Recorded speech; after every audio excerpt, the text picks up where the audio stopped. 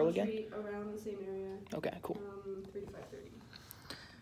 Hello everybody, I am here live with the regional organizer of Anonymous for the Voiceless, Alyssa Landi. I had a few questions that I wanted to ask her.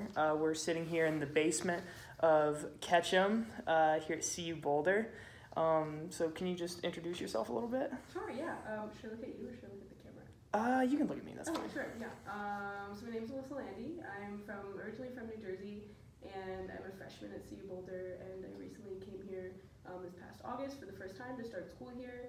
I've been vegan for about 2 years, and since I've gotten here, not only do I focus on my studies, pursuing an environmental studies degree, but also I have a very strong passion for animal rights, so I'm involved in a few organizations, including Anonymous for the Voiceless here in Colorado. That's wonderful. So can you explain Anonymous for the Voiceless a little bit and like how you got involved in it? Sure, yeah. So Anonymous for the Voiceless specializes in street activism and vegan outreach. So essentially we go out into the streets and we form the Cube of Truth, which is our basically only demonstration that we put on. And so essentially you have even sides of people that are forming a cube, and we wear the Anonymous masks, as well as holding laptops with slaughterhouse and factory farm footage. So that's one part of the demonstration. So that's the cube, and that's kind of the focal point and what we're known for. And then when people are just walking around on a busy street, they usually come up and they'll be engaged and they'll start watching the footage. And then the second part of the demonstration is the outreach team. So once someone is watching the footage and they're engaged, they're curious, maybe they're horrified, one of our outreachers will come over and start a conversation with them and hopefully lead them to a vegan conclusion. So Anonymous for the Voiceless started, they actually just had their 2-year birthday yesterday. So it's only been around for 2 years. There are currently over 550 chapters worldwide. Wow. Over 1,000 organizers, I believe. And on any given week, there's easily over 100, 200 demonstrations going on worldwide. So yeah, it's pretty big.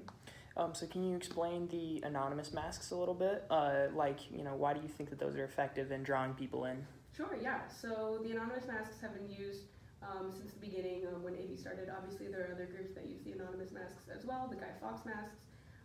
And I think it was a little bit inspired from, there's another type of outreach called the Earthlings experience, where they use, it's like people call it like the baby face mask. It's a little more creepy. And they settled on the Anonymous mask because it's pretty well known, and the anonymity is pretty important because if we were just standing there without masks, people might feel that they're being judged. If you're being stared at by just like a face, it can be like a little off-putting. So by having the mask there, it kind of puts a barrier and people feel a lot more comfortable coming up to the demonstration. Okay. So, I mean, is there like a normal or like a typical response that you expect to get from people, or is it pretty varied? Sure, yeah. I would say that's pretty varied. Some people, you'll get people that walk by and they'll scream bacon or like hamburger in your face, and like that's very off-putting, and especially in the beginning, it's very disheartening. But you just learn that like some people are going to say that and you don't say anything back, because we like to practice, a non-violent form of like outreach and activism.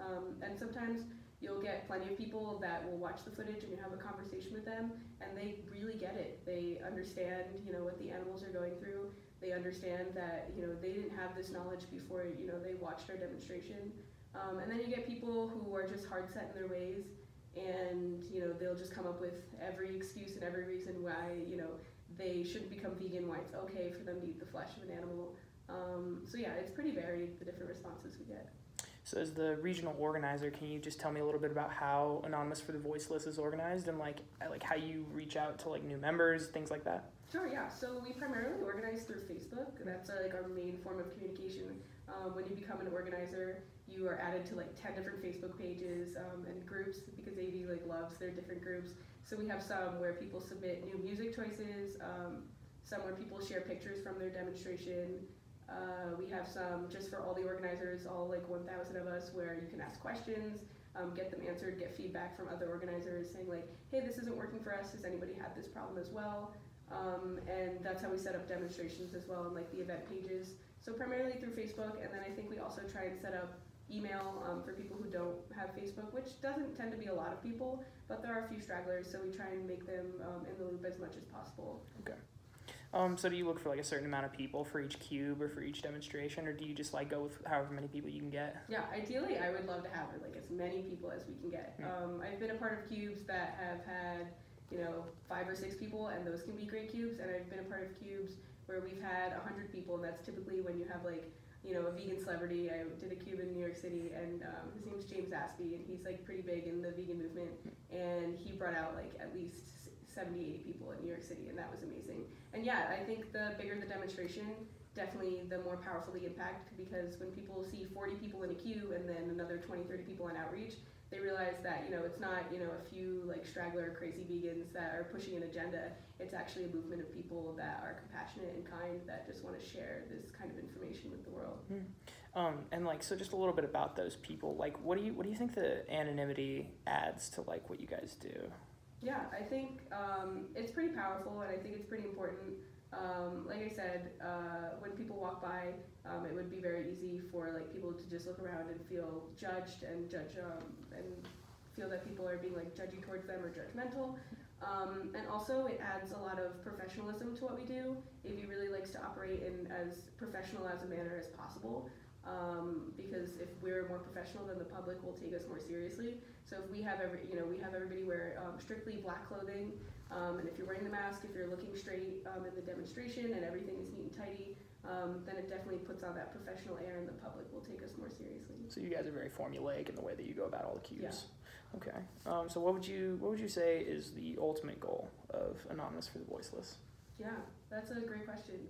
Our ultimate goal is animal liberation. We want everyone to understand that animals are not here, animals are not put on this world for us to eat, for us to use, for us to wear, that they should be living with us and they should not be here for us.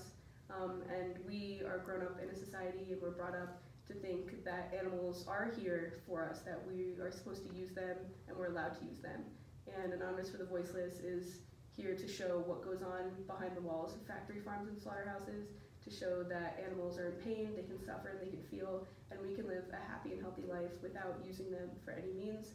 So I would say our ultimate goal is just to bring animal liberation and to encourage everyone to adopt a vegan lifestyle. Okay, cool. Do you guys like ever have any like conferences, or do like all of the members ever like come together and convene in a certain place, or is all the communication primarily online? Yeah, so primarily a lot of our communication is online, and being that AV is pretty new, it's only 2 years in the making, and they've grown so much in those 2 years. It's actually just this year that they're starting to do these big conferences and these big meetups. So actually they're doing the AV Worldwide Meetup, and it's happening right around the Animal Liberation March, which is happening in London and Canada and New York City, and a bunch of other cities throughout the world. So that's at the end of August, and in 4 different places. I know 3 of them are Toronto, Melbourne in Australia, and Toronto, Melbourne, London, and then there's another one in a country that I don't really know how to pronounce. But yeah, so basically they're asking, all the organizers, all people that volunteer for AV, go to your closest location out of one of those 4, and they're trying to make big cubes happen and just, bring more personal connection through the organizers just to build the movement. That's cool. You mentioned that it's happening around the Animal Liberation March. So how do you think that this form of activism compares to other more, I guess you could say, intrusive forms of activism, like marches, like big demonstrations like that? You guys seem very non-intrusive and kind of subtle and laid back. How do you think those two compare? Styles? Yeah, I think it's very important to have many different kinds of activism within the movement and within any movement, just because different things are going to be more effective for different people. I can maybe be more effective in AV, and someone else can be more effective in putting on a disruption or a protest. And that being said, I am a part of, 3 very different forms of activism here in Colorado, and 3 very different organizations. We have something like Direct Action Everywhere, which is another animal rights organization, and they communicate and they have protests through nonviolent direct action. So they'll go into restaurants and do a disruption and do speak outs, speaking up for animals. They will go into maybe a bacon festival and do something similar like that, and something that the public might be more shocked towards. And I think it's important to have something like AV as well, because especially for activists, people might not feel comfortable, going into restaurants and doing that kind of disruption, or they might not feel comfortable going out into the streets and doing a march. But when it's a more subtle type of activism like this, where you're learning to have conversations with people that are non-vegan, it's really important for people to have different outlets for those kinds of things. Okay, got you. Do you guys have a certain video that you always play? Sure, yeah. So AV, like I said, is an international animal rights organization. So each country has, not each country, but each region of the world has their own videos to play, because even though the footage we show is standard practice among the animal agriculture industry, different places come out with different footage and different investigations. So we play mostly American footage that came straight from factory farms and slaughterhouses in America, whereas in London they have UK footage, in Australia they have Australian footage, and basically, yeah, everybody, if you look at the footage, if I saw footage from the UK or from Australia, the different procedures and practices and the way the animals are treated are not much different. Animals are all treated pretty awfully in all of the footage, but just so that people can't make the argument, oh, this doesn't happen in America, this is footage from the UK, of course this happens in the UK. We like to make sure that we have footage specific to our region. So you guys are constantly looking to expand territory then, you would say? Yeah, definitely. Currently in Colorado, I started AV in Colorado in Boulder about the end of September, August. AV Boulder started, and then soon after, I think Denver was the next chapter, and now we currently have 6 chapters in Colorado. Whereas before I came here in September, there were 0 chapters. So AV is exponentially growing. Like I said, there's over 550 chapters, maybe even closer to 600 as of now, and it's only been 2 years. And I think, give it another year or two, pretty much every place you go, at least every major city is going to have a chapter. Okay. Do you guys recruit right off the street? Or do you primarily do most of your recruiting online? Yeah, most of our recruiting, I would say, is primarily online through Facebook, and we really like to get the AV name out there, because there are a lot of vegans who don't really know about activism, don't know that there's an outlet out there for them to talk to non-vegans, and just get active out there and spread the word. So primarily through Facebook. A lot of times what helps is YouTube videos, so a lot of the big activists like James Aspie and Earthling Ed and Joey Carbstrong, they'll do YouTube videos where they film their outreach conversations at the Cube of Truth, and then vegans will watch those, and then they'll go on Facebook and be like, wow, there's a chapter right in my city, or an hour away, or something like that. So that's a really great way. These vegan celebrities are really awesome at promoting AV, and also typically they might have a veg fest, which is basically this big festival where they just have a bunch of vegan food and vegan companies and stuff, so you can buy a ticket, or sometimes it's free, and typically it's a lot of vegans, some non-vegans as well, but we like to get tables at those, and then promote our organization, say come volunteer with us, come be a part of an activism movement. Eating vegan food is great, but telling people about veganism and just exposing the truth is even better. Yeah, Veg Fest sounds like a good time anyway, honestly. So do you guys ask for money or take donations just right on the street, or is that done online, or how does Sure, it? yeah. Also dues, do you guys have dues in the? Yeah, so Okay. we don't have dues. The way AV works is it's strictly a volunteer organization, so I don't get paid for anything that I do with AV, and most volunteers and most organizers don't. There are, I think, some people maybe a little higher up in AV where this is their primary job and they do get paid, but for the most part we're completely volunteers, so organizers usually start their chapter paying out of pocket, and then at demonstrations, if you have a table with your demonstration, you can put a donation box, and bystanders and volunteers are, they can feel free to put donations in that box if they wish. And also at the end of demonstrations, I typically ask, my volunteers, if you would like to donate to our chapter, that would be greatly appreciated. So typically I like to advertise that at our demonstrations, and that would be, the smaller donations would be for things like the closing cards that we give to bystanders at the end of conversations that basically have everything you need to know to go vegan. I have to buy those every once in a while, and they cost money, so those donations would go towards that. More masks if those get damaged, and just other things. And then we also crowdfund online for bigger things like TVs. a lot of chapters start going towards TVs, which also need generators, which cost money, and also virtual reality equipment is something that we would like to strive for eventually, which a lot of chapters have. So the things that would cost a lot more money, you know, maybe the $10 donation at a chapter at a demonstration might not, you know, be that great towards a TV, but typically if you're trying to raise thousands of dollars, you would go more online. For sure.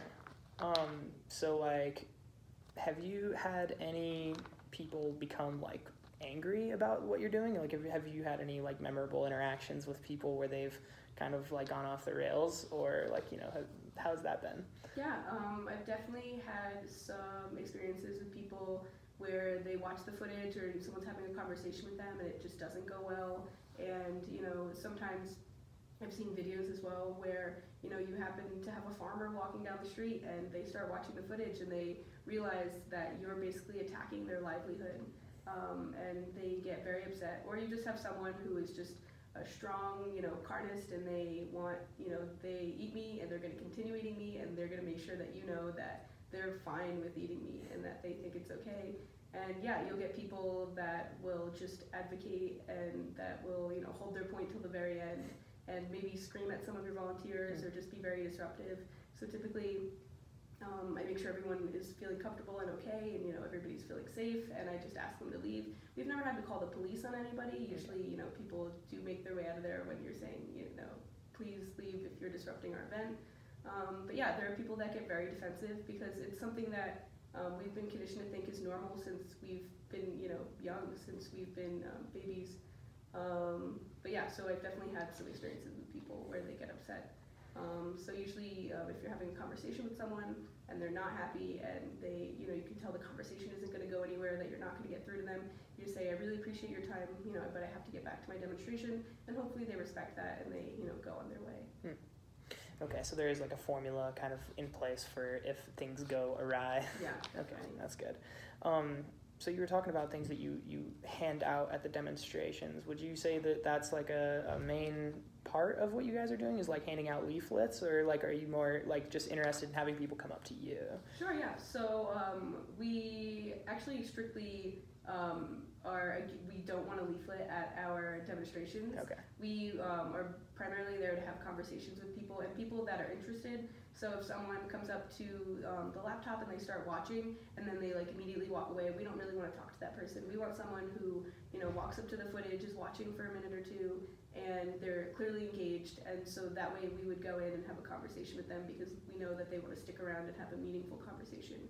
We don't want to, you know, leaflet to people that are on the street because, you know, they're going to take that leaflet and walk away, and the chances of them, you know, reading it and maybe looking up the information are pretty slim. We want to be there and have meaningful conversations with people. Awesome. I really think that that's all I have at this point. Alyssa, I have to thank you so much for sitting down with me. This has been Jackson Reed interviewing Alyssa Landi in Ketchum. Yeah, thank you all for tuning in. How do I stop this? Yeah, I've never gone live on YouTube.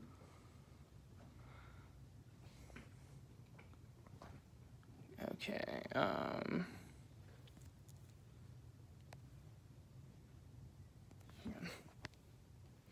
oh my gosh, I have no clue how to like turn this off. Let me see. If I hit X, is it gonna turn it off, you think? I think so.